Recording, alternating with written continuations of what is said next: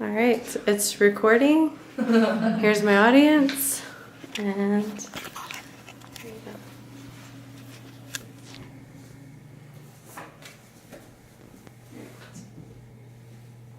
Just a warning, these images may be disturbing.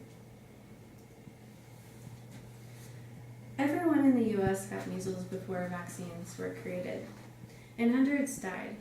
In 1964, 12.5 million Americans were infected with rubella, and it killed 2,000 babies and caused 11,000 miscarriages.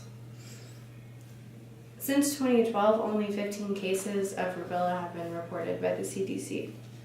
Although a sensitive topic today, vaccines are important to talk about, and before more people die of vaccine-preventable diseases. And vaccines should be administered throughout communities. Why do people stop vaccinating their kids? And why are diseases that are prevented by vaccines spreading today? Well, I'd like to answer those questions today, and I'd like to educate you on the importance of vaccines and some misconceptions about vaccines, and also some diseases that are prevented by the vaccines and their symptoms. A lot of parents stopped vaccinating their children due to the beliefs that vaccines cause autism. And these theories have been discredited by scientists that vaccines are related to autism. And in an article titled The Unvaccinated by Josh Loves of CNN, he reported that 48 states, including the District of Columbia, allow religious exemptions from vaccines. And that's a lot of people that are not vaccinated.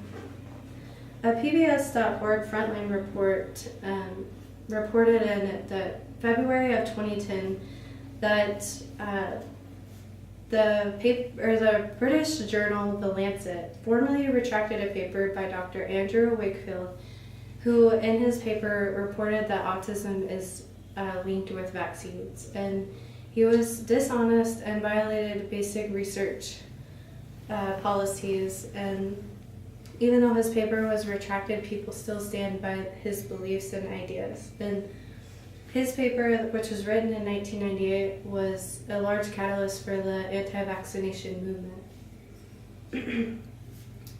Old diseases that are prevented by vaccines are spreading mainly because people aren't vaccinating and because they're not following immunization schedules. And also they're traveling to countries that still have the diseases. And here I'd like to show you that the CDC reported in 2000 that measles was eliminated. It was completely eliminated from the US. But since then, because of people not vaccinating or people traveling that aren't vaccinated, more people have become vaccinated or infected with measles. And in 2014, we had the highest cases of measles reported at 667 cases. And that's crazy because in 2000, it was eliminated.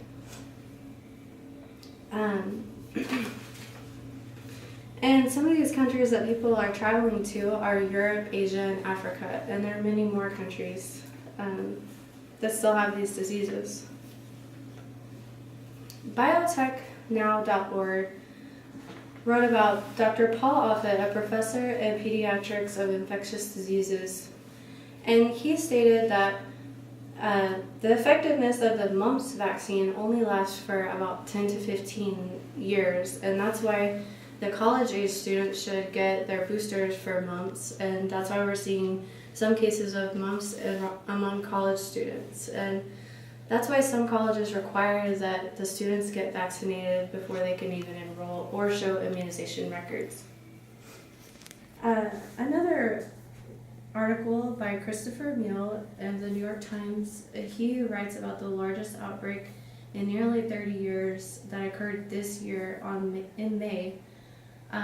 Was the measles outbreak in Minnesota, and there were 460 cases reported, and they were all among a Somali Minnesotan immigrant community that were under the influence of the anti-vaccination movement.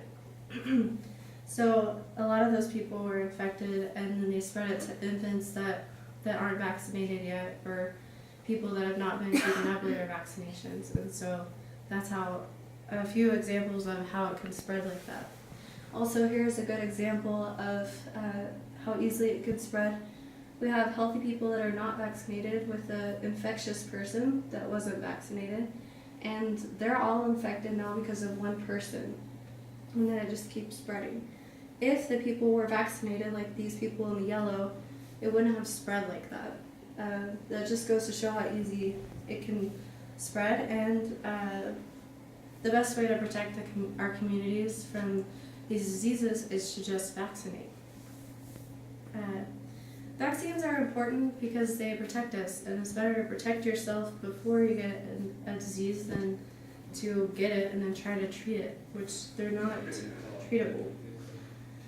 Some common diseases that were around before vaccines were polio, measles, diphtheria, whooping cough, rubella, and one that is no longer exists is smallpox, and it was one of the most dangerous diseases.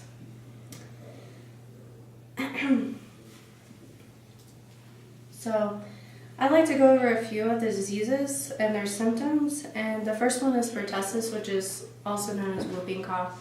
It causes runny nose, fever, and vomiting and exhaustion, and coughing fits with a loud whoop sound at the end. It's very dangerous for babies to get whooping cough because they just simply stop breathing and eventually can die. Measles is symptoms are cough and cold symptoms, and as you can see here, it's bumps all the way from the head down to the toe. In the mouth, there's white and gray spots, and if measles affects your lungs, it can give you pneumonia, and it can cause encephalitis, which is swelling of the brain and spinal cord, and can cause severe issues with that. Mumps is a very contagious viral infection. It causes swelling of the salivary glands in the neck and jaw, and it also causes inflammation in the ovaries, testes, and pancreas. All of these diseases could have been prevented by a vaccine, and less people could die. Vaccines have allowed us to live free of diseases and have saved countless lives and have prevented unnecessary suffering. These are the reasons why you should get your kids vaccinated and just educate people on how vaccines can help your community. Today I've gone over why vaccines are important and why people are not vaccinating their kids, and why they've been spreading, why diseases that are preventable by vaccines have been spreading, and also a few of the diseases that could have been prevented. So many lives have been saved, and if you'd like to know more information on how to protect you or your loved ones and your community with vaccines, you can go to cdc.gov/vaccines. Thank you. Yay. Good job. What sources all did you use? I have the PBS and the cdc.gov. Hold on a second.